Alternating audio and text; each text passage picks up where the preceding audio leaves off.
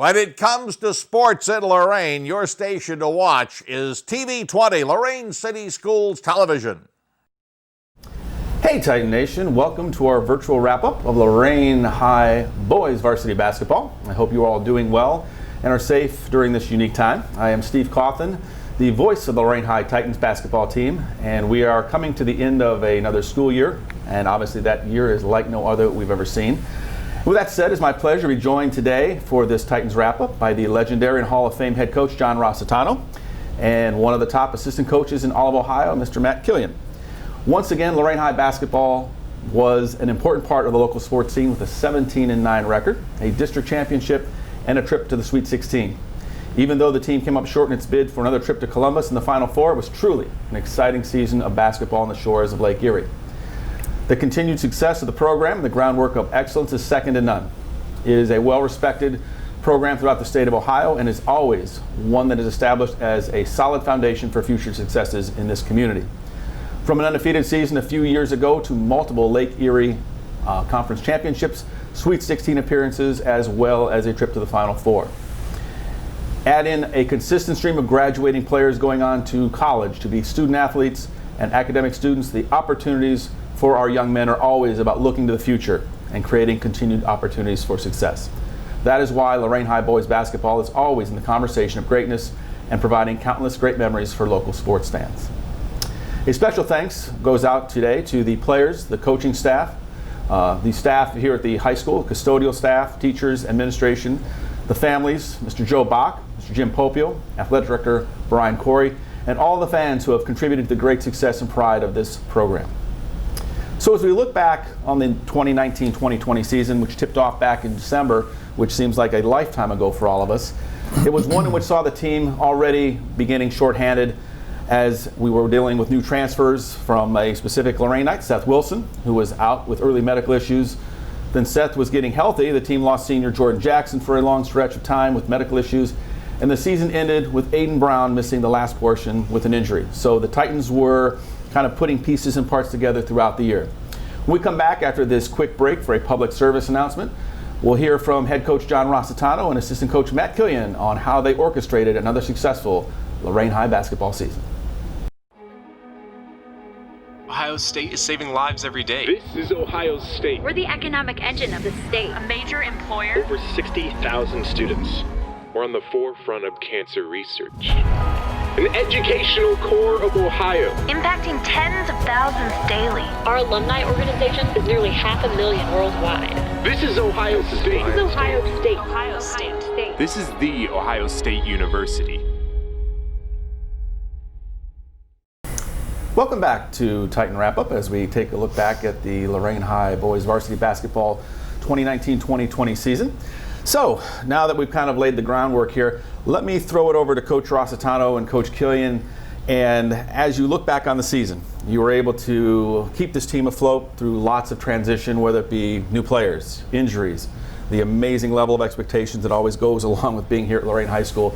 How did you guys were able to do such a great job once again? Well, we, after last season, previous season, we lost the district championship game. We knew we had to face some adversity this past season, so we increased the level of competition in our schedule. And unbeknownst to us, our adversity came through injuries, like you alluded to, the injuries, the illnesses with Deonte Brown, Seth Wilson, Jordan Jackson. What was difficult, Steve, was the missing parts, the moving pieces throughout the course of the season.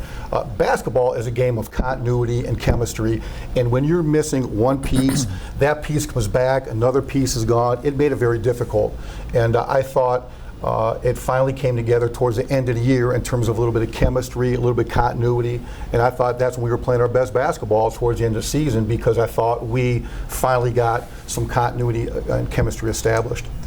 So, Coach, you alluded to, overcoming adversity, this, that, and the other. What was maybe, a secret to the trade? How were you able to keep the players that were healthy and that were there not to rely on the excuses, well, we don't have this player or that player, so we can't expect to compete against the top level competition we're playing against, because every night you were facing, for the most part, pretty top level competition in the state. what did you tell your players, or what did you kind of instill in them that kind of kept them fighting? Well, I think there's two things, Steve. One is, as a coaching staff, we never make excuses, and we never allow the kids to make excuses, the players. So that's number one. We don't accept excuses, the next man up mentality. The second thing is, I think the most important thing is we got great kids.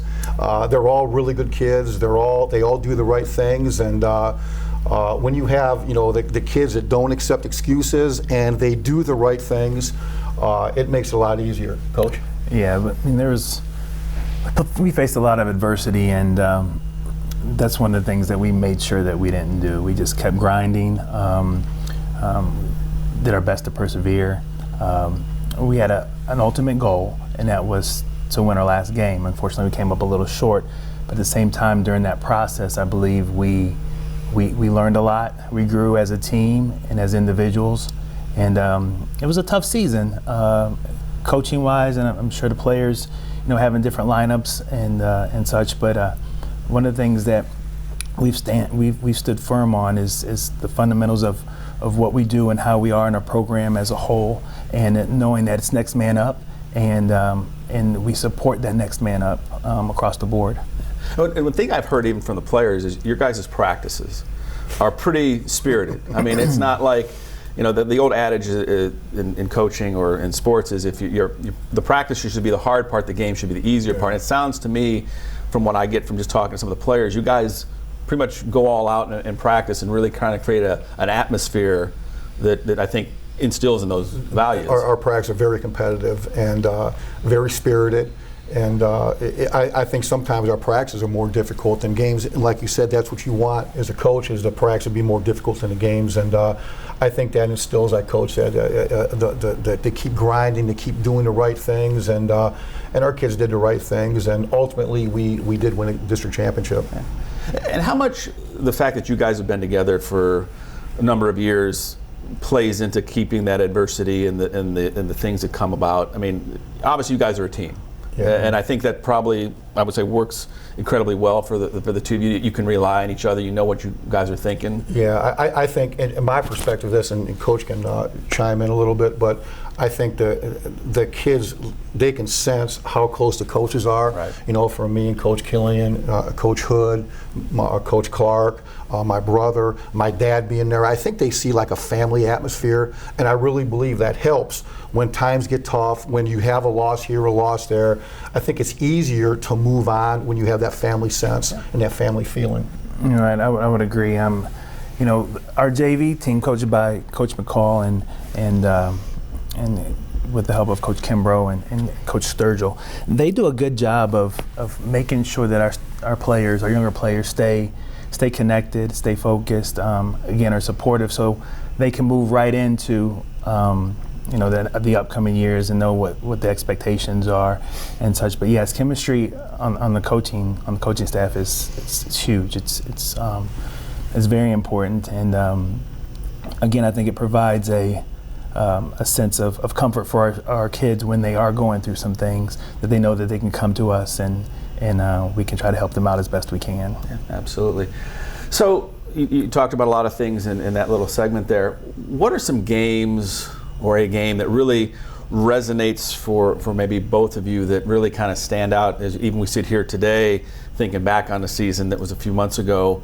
You're like, wow, what an amazing game! You might have went home after the game and really you laid awake at night looking at the ceiling thinking either good, bad, or the other. Do you have any of those emotions that are still pretty raw even today? Yeah, I would say, just thinking off the top of my head, the 3 tournament games, because the game here against Avon, then over the district semi against Avon Lake, then district final against Lakewood, because we geared our season to play them 3 games to win a district championship, and our kids responded, and they played very well. They played together, they played the right way, and like I said, the chemistry was there, and them 3 games stood out to me just because that was our goal. Our initial goal was to win a district championship. Their goal was to win it, and they did that. And it was very satisfying as coaches that we were able to accomplish that. I would agree. In the season, I look back to the Cleveland Central Catholic game. That game was it was a grind. A lot of people don't, the average fan doesn't realize how much work goes into preparation preparing for a team, and we knew that Cleveland Central Catholic, looking at the schedule, was going to be a tough opponent. And so when we got into the game, it was a grind game. Nothing seemed to be going well for either team. There was really not too much of a flow. It was, I had mentioned before, it's almost like a 1980s NBA game where it's, it's defense, it's grind, it's, but one of the things that I felt was important is that we stayed together, we persevered, we did what it took to come out on top, and it took something like a shot like Aaron Whitehead took to kind of reward us for the effort and the hard work that we had that game. It's funny, I've heard you both kind of mention grinding, and I remember, Coach, when you first took over the program, I think you had said to me at one point, when we get off the bus, I want people to know they're playing Lorain High, that name on the front, and the expectations now that have been established as your time here at Lorain High School, I think are second to none. How do you kind of deal with those expectations? Because some programs don't have expectations. It's just, okay, we're going to play basketball. We're here, you've got the social media stuff, you've got people videotaping, you've got talk amongst the community. There's a whole lot of things before a season even starts where people think, they know exactly what's going to happen or what should happen, and it's up to you to make that happen. And sometimes it doesn't go that way.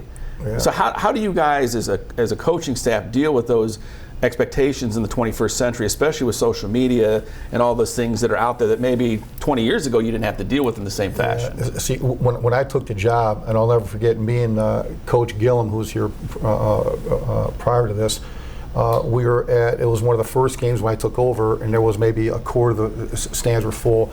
Somehow we got to figure out a way to get these stands full every game, and that was our goal. And so in saying that, it never bothers me when people in the stands second guess the social media, because that means they care. Right. They're interested, they care, they're taking a extreme interest in what's going on, and that's all part of the second guessing because they care about what's going on. When fans stop caring, that means they're not there. Right. They're not tweeting or whatever. That's when you start to worry. That's when they're not there and they stop making the comments, and then you got issues because they don't care anymore. As long as they're caring, they're in the stands. That's a great thing to, at least me personally, when they're out supporting us and cheering us on and so forth in a positive way. Yes. Yeah, I could. Yeah, it's tough. I mean, the expectations from our community. It's almost like we're a pro team, and so we're there to entertain at times, and sometimes it gets lost in the fact that we do have student athletes that have other things going on, and and sometimes it's that basketball court is a release for them. So for me, it's all about our student athletes. It's all about them, and that's, again, fundamentally, that's what it comes down to. So despite the critics or who might be questioning what it is that we're doing, we know the preparation, we know the hard work that we put into it, we know how our practices are, and we know the individual situations that our student athletes are going through. So at the end of the day, we feel good about what it is that we're providing for our community and our school. And that has to make you guys proud, because the players on the team are achieving a high level of academic success now, and a lot of them are seeing futures off at the college level, which is something I think is often overlooked. We don't often hear about those types of things, but I think that's something that's very noteworthy, is that they're eligible, they're good kids, and they're going off to college once they graduate from Lorain High School, which... Yeah, I mean, Steve, our job as coaches is to teach discipline, to give them structure, to get them to do the right things, so when they leave our program, when they leave this school, they have the foundation to go to college, to do well in college, and to make some of themselves in life. And we're just a small part of that, but that's our job as coaches, to make sure that's done. And I think we do a great job of doing that for our student athletes. Yeah. And it's funny, something that Coach Kielian has said, about the fans, or some sitting where I sit, sometimes even if we win, you talk about the style, almost like the style points, the entertainment piece.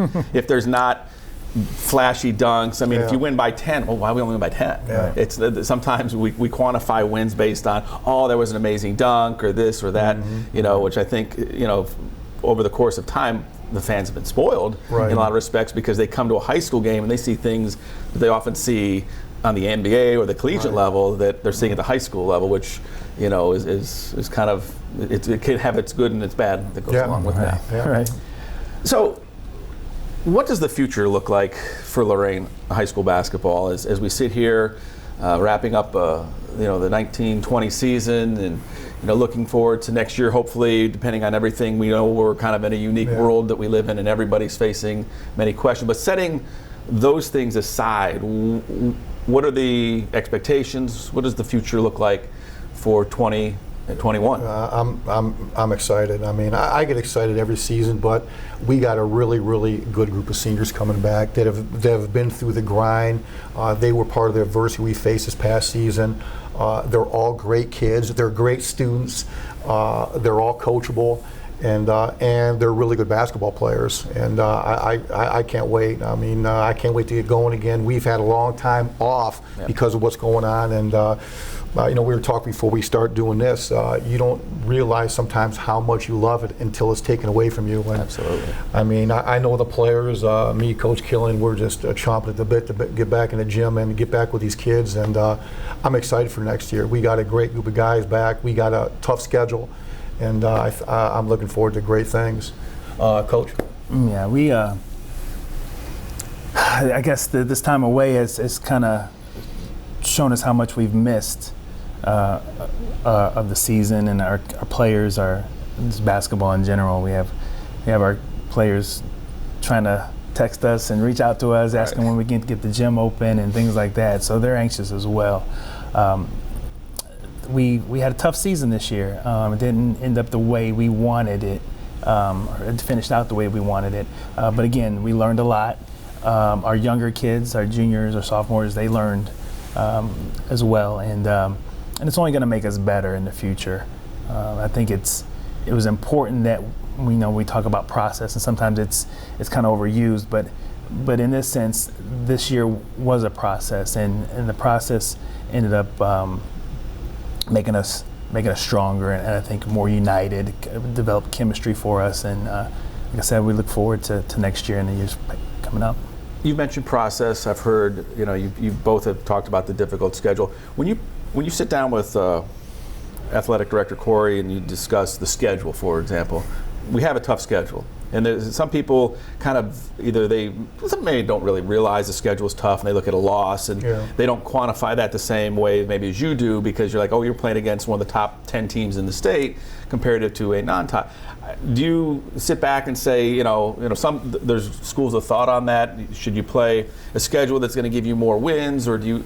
Obviously we've taken the path of the tougher schedule, and I'm assuming that's to get ready for the tournament. Personally, as a head coach, everything I do is to get ready for tournament time. Okay. And to play the toughest schedule I can possibly play to get our kids ready to see everything they'll see hitting the tournament. That's our goal. And if it takes losing a couple games during the season, that's fine.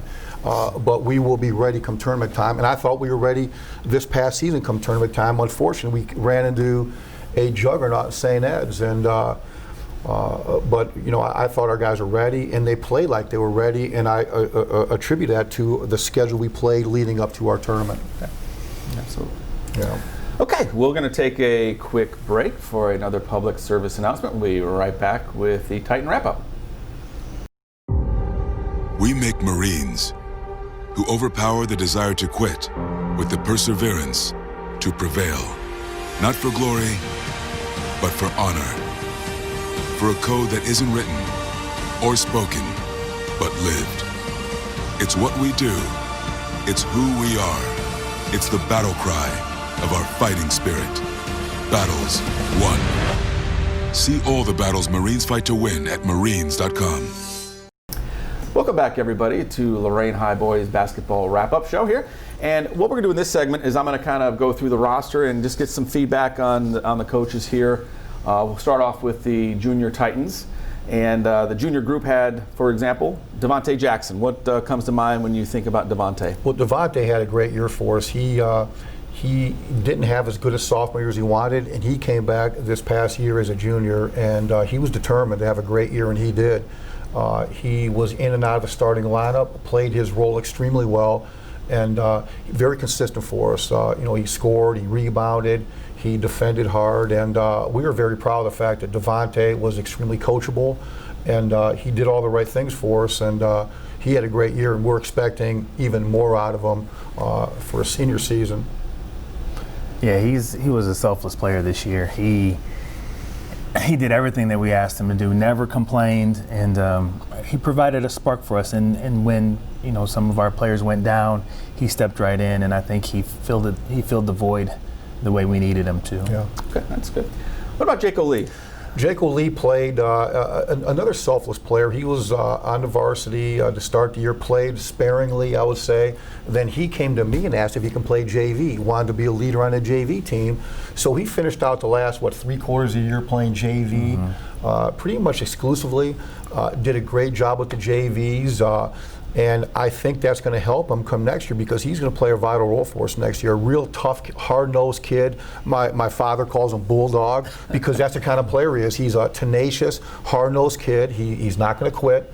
And he's going to be, like I said, a big cog in our plans for next year as a senior. Yeah. Jake O'Lee is not. He's a very good defender. Very good defender. And like Coach said, he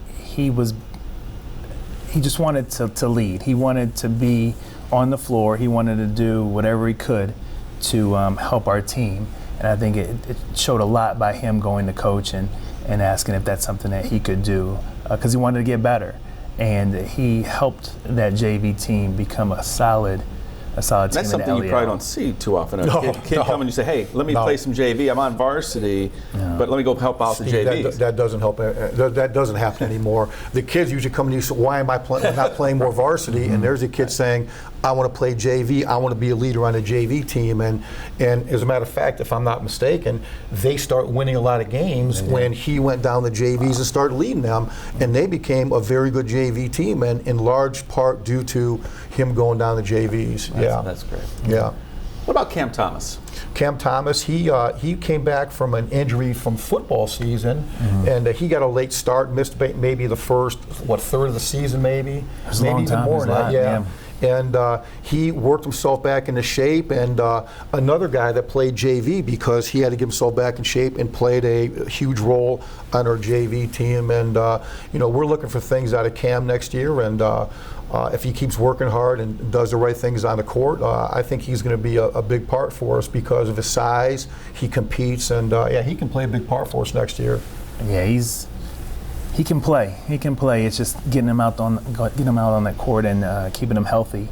And but he added another dimension to that JV team, and we see him being able to do some things next year as well. Yeah. Jameer Billings. Jameer came from Clearview, and he's another a kid like Deonte Jackson was in and out of the lineup because of injuries and illnesses, and never said a word. He didn't care if he started or came off the bench. He wanted to contribute. He wanted to be a part of winning. And another kid that I was. Does he ever talk? Not a whole lot. Because I haven't been class. But I tell you what, Steve, he don't say much, but he is in 30 years of coaching, he ought to be a coach because he wants to learn, like from a coaching perspective, what we're doing. Very, very intelligent kid, knows the game, and he's going to be a great player for us next year. He was a really, really good player for us this year, right. Way better than I thought he would coming in to this past season, and he had a great year, and he's going to be even better next year, and he'll be one of our leaders, and I'm looking forward to seeing what he can do next year as a senior. Yeah, he's an all-around player. I know that the community and us as coaches look at him from a defensive perspective, but the kid can shoot. He came from Clearview as a point guard. He handled the ball, and again, we talk about the word selfless. He came over and he just wanted to fit in. He just did whatever it took to be on the floor, and if it meant being a defensive stopper for us, then that's what he did.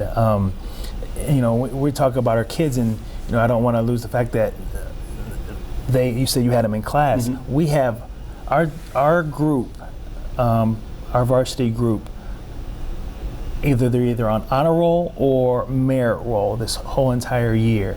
They're taking college classes. They are doing. They're teachers' favorites. And from an academic standpoint, not just from a basketball just standpoint. looking at this roster, CCP kids multiple CCP kids, which is a great thing. Right, and Jameer is another one of those students that's an honor roll student, is taking college level courses, and even though he doesn't talk that much, he does ask questions, and that's what a good player does. He doesn't question the coach, but he asks questions just to get an understanding of how he can be better and help the team more.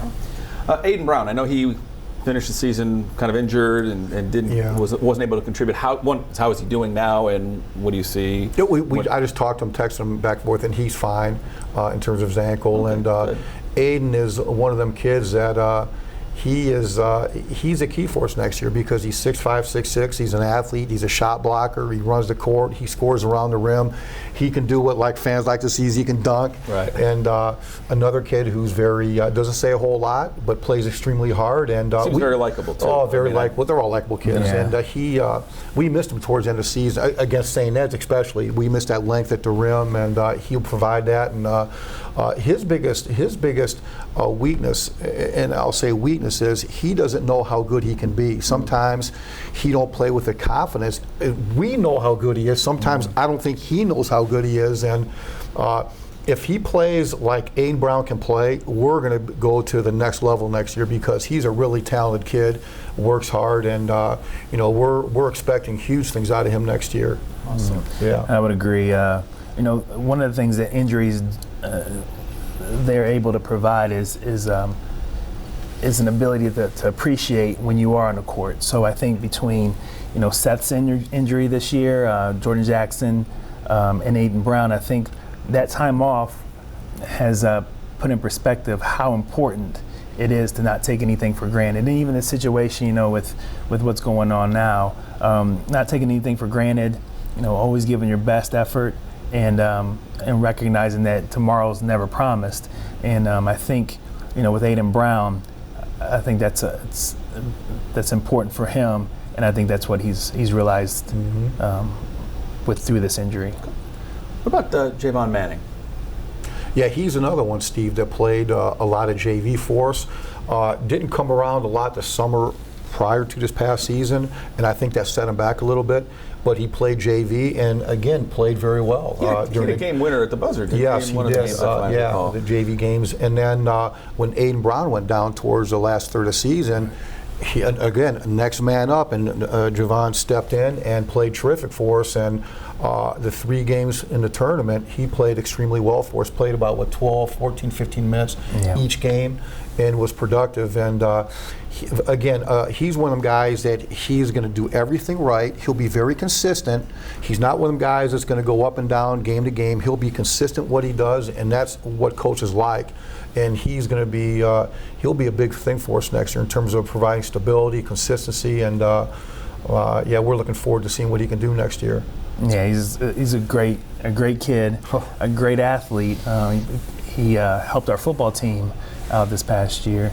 Javon is a kid that, again, just a great teammate, and will do whatever we need for him to do. He's coachable, and one of the things that fans and people don't understand is, when we go back to our practices are so competitive, and players like Javon, Cam Thomas, Jake Oli, they help make us better, and they help prepare us for the LEL, the teams that are the elite teams that we go against. And I put our younger kids and our JV team and those players up against anybody, because again they provide us that competition that we need to face some of these teams that we go against. Absolutely. The last junior is Seth Wilson, who transferred in, started out injured. Had to be tough for him. Having been with him now for this past season, what are your thoughts on Seth? Well, first of all, he's a great kid, a great student, great kid, like all the kids are. And he it hurt him by missing the first 7, 8 games, I think it was. He missed a lot of the preseason. Seemed like 100. Yeah, it did. He missed a lot of the preseason into the first 6, 7, 8 games, whatever it was, and it took him a while to get in the flow of what we were doing. We did things different than he did things at St. Vincent St. Mary, and so it was an adjustment period for him and us too. I mean, to coach him, very talented kid. He's already signed with West Virginia, which is a Power 5 school. Very talented, and I thought come tournament time, the 3 games of tournament, he played extremely well. The Avon Lake game over EC, and then the Lakewood game, I thought he really took over and did things that Seth Wilson can do. And next year he's going to be one of our leaders. He'll have the ball in his hands a lot, and we're expecting big things from a major Division I player next year, and he's going to be one of our main guys to hopefully lead us to the next level. And another great kid, great student, and we're looking forward to having him one more year. Yeah, I would agree. The one thing that comes to mind when talk about Seth is obviously he's a great person. His parents have done a great job with raising him, his mannerisms. There is a trust factor that we needed to establish through this year, and he needed to trust us, and we needed to trust him. And I think throughout the course of the year, we were able to gain that trust with each other, and allowing him to do things that were in his comfort level, and him wanting to do things that maybe he wasn't used to kind of help us and with what we're used to. And again, we talk about that process. It was this year with him and getting him adjusted to the way and the style of how we play. And it's not right or wrong what they do at other places, but at the same time it's different. And so being able to make that adjustment throughout the course of the year just made him a better player, made him more versatile, has prepared him, I think, for the next level. So just because he's having to do different things that maybe he hasn't been used to doing in the past. Yeah, and it really came to light in the tournament, where you can see he was playing more free and easy over to Leary Catholic. He was just leading, and you can see how it really came to fruition the last couple of games of the tournament, how we played. Absolutely. Yeah. Okay. Let's take a look at some of the seniors. We had 3 this year. Aaron Whitehead. Well, Aaron's a kid that he started as a little tiny freshman, skinny, 5'6", 5'7", and he made himself. He's one of them self-made players. He wasn't, he didn't have a lot of basketball ability in terms of a God-given, but he made himself through hard work, through discipline, through dedication. He made himself into a really, really good player for us. He's one of the guys that we come in every morning 6 to 7. In the fall and the spring, he was there every time. And he wanted to be a really good basketball player. He made himself into one in terms of his hard work. And we're going to miss him. He came a long way in terms of his basketball ability and in terms of his mental makeup. He came a long way. And we're proud of that. He has a full ride academically to Ohio State. Not that he's going to go there, because I think he's looking at playing Division III basketball somewhere. So that's still up in the air. But he's put himself in a good spot for in the future. And it was a pleasure to have him around Lorain High basketball for 3 years. And that shot that he hit at the half-court shot to win the game. That was one of the more exciting finishes. That was exactly how Coach Kielian drew it up. And he just happened to hit it. Yeah, but he's a great kid, and we had the pleasure of coaching him for the time he was here. Yeah, he demonstrated tremendous growth over his 4 years. He went away after his freshman year, I believe, to Padua. And then he came back, and between last year and this year, his attitude had changed. He was more of a leader, and he helped us to stay together. He really did. He was that calming force that we needed at times, and he wasn't scared to take a tough shot. Obviously, right. We could put him on the other team's best player if we needed to. And I think he led our team in free throw percentage and 3-point percentage. minutes. He's very steady. That's one thing I always looked at him as a very steady player. And he was up there with assists, leading our team in assists too. So, overall, Aaron's a really solid player. He transformed his body, just stronger. He surprised us a couple times by dunking. Can finish right or left. And I think if he chooses to play basketball at the next level, I think a coach will have a good player and a solid player in him. And, I look forward to whatever he does, because he's going to be definitely a great, continue to be a great person in whatever he does. Awesome. What about Deonte Brown? Deonte, he came to us from New York, and he struggled his junior year, not in terms of basketball, well, that a little bit, but in terms of what was like Seth Wilson a little bit, in terms of what we were doing, how we do things. And this year, it was like night and day. I mean, he wanted to do the right thing. He was a willing defender. As a matter of fact, as the year went on, we start putting him on some of the other team's better players. And as a junior, there was no chance. And again, he's another kid that showed up in the mornings. He wanted to be a really good player. Another really good student. Matter of fact, he committed to Baldwin Wallace, a really good Division III academic and basketball school.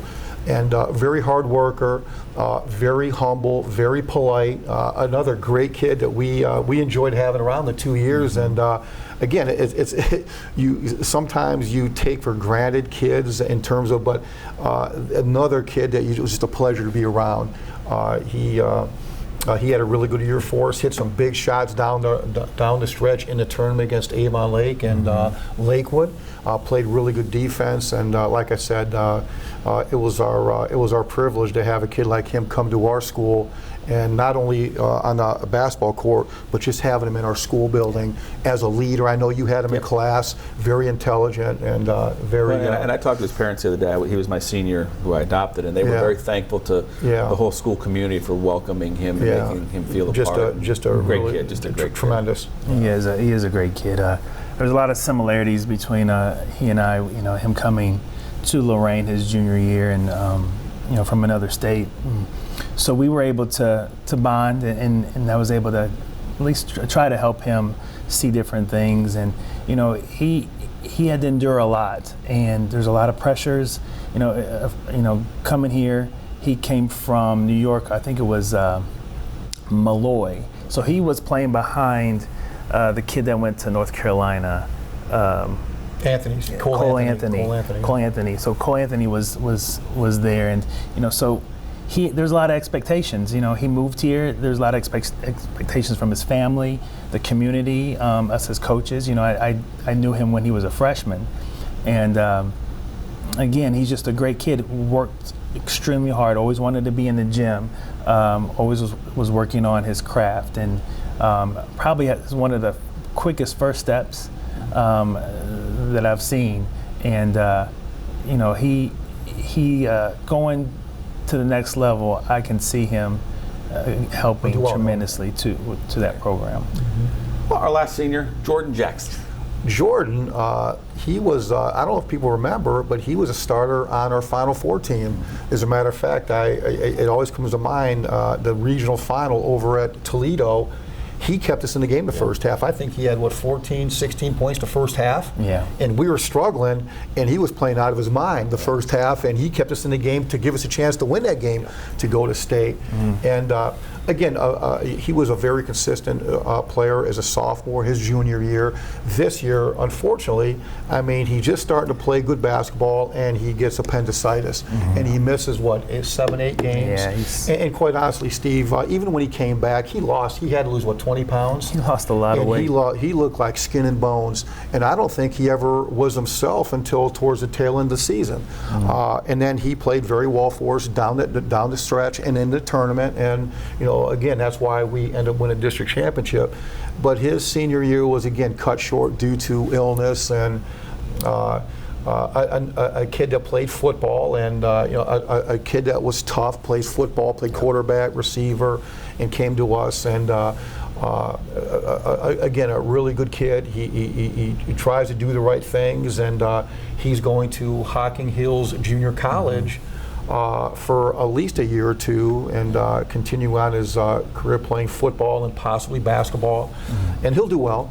And another good student, very polite, and yeah, we had him all 4 years, and he was around for a lot of winning, and he had a big part in that. And you know, we'll miss a kid like Jordan Jackson, a program staple, consistent, and we enjoyed having him around. Yeah, so I had the pleasure of coaching him football his freshman year and basketball his freshman year. He played on when I was coaching JV.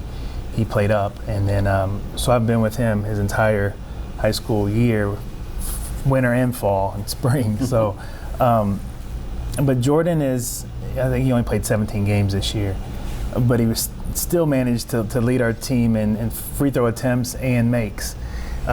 He is a competitor.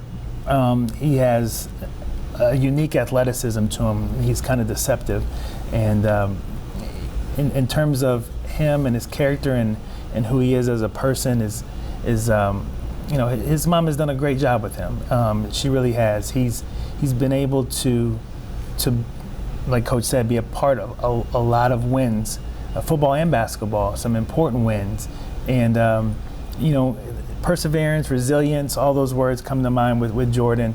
You know, with the season being cut short, but his willingness to want to win and to try to do the things to win, I think is important. You know, he went and played receiver for us on the football team after playing quarterback. It just shows what type of person that he is, just wanting to help however he can. Was anxious to get back after that injury, and played through. I don't know if too many people know this, but he was playing injured the game that he got hurt with that appendicitis, was playing through it, and then went to the hospital afterwards. So just a tough competitor. I look forward to great things from him. Yeah. It seems, as we went through this, the consistency of good kids, good students, you know, working hard. I mean, all of the things that coaches, if you were going to check boxes off, these kids brought to the table. Yes. You know, one thing, Steve, is you can, and this has been through the 7-8 years I've been here with me and Coach Kielian, is we've had a lot of really good players, and but you're not going to win if them really good players are not good students and good people. And we've had the luxury of having really good players, and they're over the years they've been good players, good people, and they've done the right things in the classroom. And when you have that combination, you're going to win a lot of games and have a lot of success, which we've had. And absolutely, obviously, you guys have done a good job. The families have done a good job. The community. Everybody has a part. The whole village has helped to make that. Sure. Okay, we're going to take a quick break. We'll be right back and present some awards for this year's team. Every year, the Salvation Army serves nearly 30 million people in need. That's one person every second. So by the time you've finished watching this, 30 more lives will have been changed for good. All thanks to your donations. Thank you.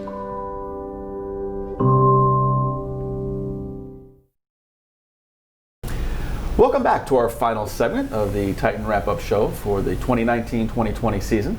And in this segment, we're going to have a kind of awards type of situation. Obviously, there was no banquet, so coaches want to acknowledge some of the players and their accomplishments. So the first award that will be presented visually here, I guess you could say, the Coaches Award. Well, the Coach's Award is something that the player puts the team above himself, and they do the right things, and anyhow, the two that me and Coach Kielian we picked, along with Coach Hood, is Jameer Billings and Deonte Jackson. We already alluded to, they were in and out of the lineup when a guy got sick. They went in. When he came back, they went back out. And they handle it, tremendously. Very selfless players. Very selfless, and we they know that because we told them on many occasions how important it was for them to handle it the right way, and they did. And there's no doubt in my mind the way they handled them situations gave us a chance to be successful this year, and they did. And sometimes I think that's overlooked. We watched The Last Dance and the Bulls, and we saw the most recent episode where players like, oh, I'm not going in. Oh, yeah. And so you think, well, that's a professional athlete. And sometimes some of those things spill down, but it's nice that you guys have those kind of players. A quick story, we called them both in. This is when I think Jordan Jackson was coming back and Seth Wilson, and they were starting. We called them both in the coach's office, and we just told them what was going to happen. They're going to be in the starting, and it was a coach's dream. That there was never any friction, never any resentment. They just handled it like it was unbelievable, and that was a huge in terms of how we were able to run things during the course of the season. Awesome. So they were definitely two guys that deserve the coach's award. Great. What about the most improved player? Well, I mean, me and Coach Kielian, Coach Hood, we thought long and hard about this, and I think we're going to go with Aaron Whitehead, not only as much this season, but from when we saw him, like I alluded to already, as a freshman, a scrawny 5'6", 110-pound kid to a self-made player. And he made himself better by working as hard as he did, and I think he's the one that I would pick for that, and I know Coach Kielian, Coach Hood would agree that just the hard work and dedication he showed to make himself into a really good player and a chance to maybe go play some basketball in college. To his credit, he made himself that way. Okay. The Titan Award. First of all, what is the Titan Award? Well, it's dedication, perseverance, commitment, just trying to overcome some adversity to make not only yourself better but the team better. And we were going to go with one, but then we decided that these three guys went through it this year in terms of Jordan Jackson through his illness, missed 7-8 games, Seth Wilson, who missed the first part of the season, and then Deonte Brown.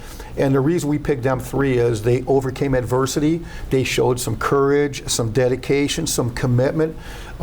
Through their sickness, they never missed a practice. They cheered on the rest of the team while they were injured and sick. And they just showed I think what a Titan should be, and that's showing the commitment, the dedication, the courage, the perseverance to want to get back playing again. And again, we are proud of the way they came back and handled themselves, not only when they were injured, but when they came back from injury. And them three guys are, I think, are really good recipients of our Titan Award this year. Absolutely. Okay, and the last award is the Scholar Award.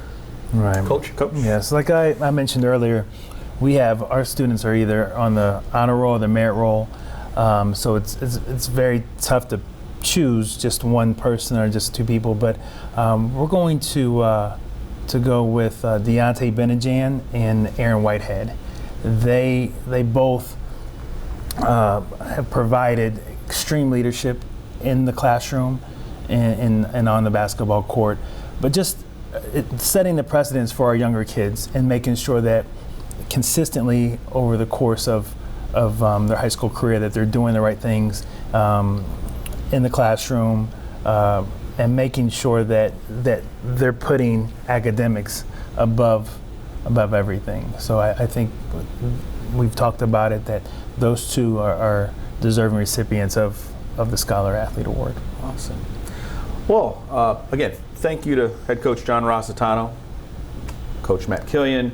Obviously, the success of the program starts really with you guys as the leaders, and the community is thankful that you guys are running the ship and leading us, especially moving forward as we have many unknowns. And I think solid leadership is key in all this, in the corona world that we're living in. Hopefully, a sense of normalcy will return to all of our lives, and it seems like it's kind of veering that way. But I think sports, whether we realize it or not, is a kind of a backbone of everything that we do, and gives us that sense of normalcy. Yeah. And I remember, I think Howard Cosell once said, the toy department of life for adults is sports. And I think that's kind of why we as adults even get excited about things like basketball on a Friday night or a Tuesday night in the winter, and looking forward to hoping to have some great memories to create for the upcoming season. So thank you guys for being here today. Thank you too, Steve. Appreciate it, Steve. Yes. Thank you. This is Steve Cawthon, the voice of the Lorain High Titans. And again, stay safe out there, Lorain, and take care, and God bless. This has been a production of Lorain City Schools TV 20 WLCS.